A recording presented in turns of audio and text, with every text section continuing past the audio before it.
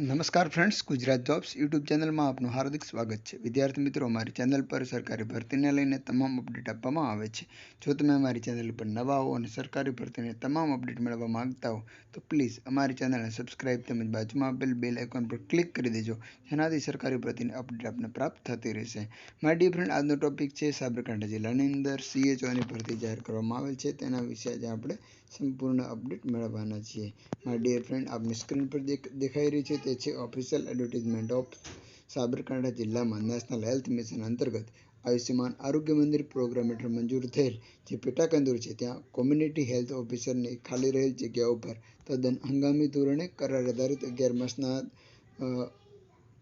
માસ માટે ભરવાલાયક ઉમેદવારો પાસે જે ભરવાની ભરતી કરવાની થાય છે.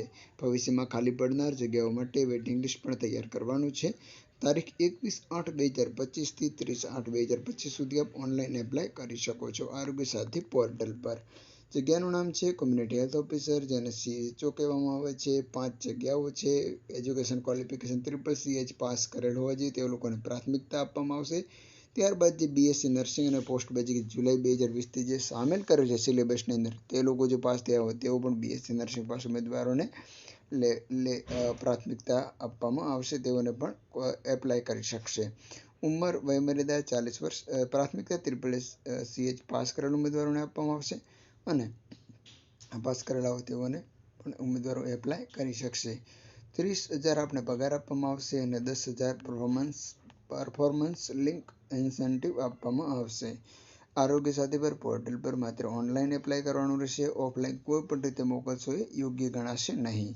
સુવાચ્ય છે ઓરિજિનલ ડોક્યુમેન્ટની ફોટોકોપી સોફ્ટવેરમાં ફરજિયાત અપલોડ કરવાની રહેશે.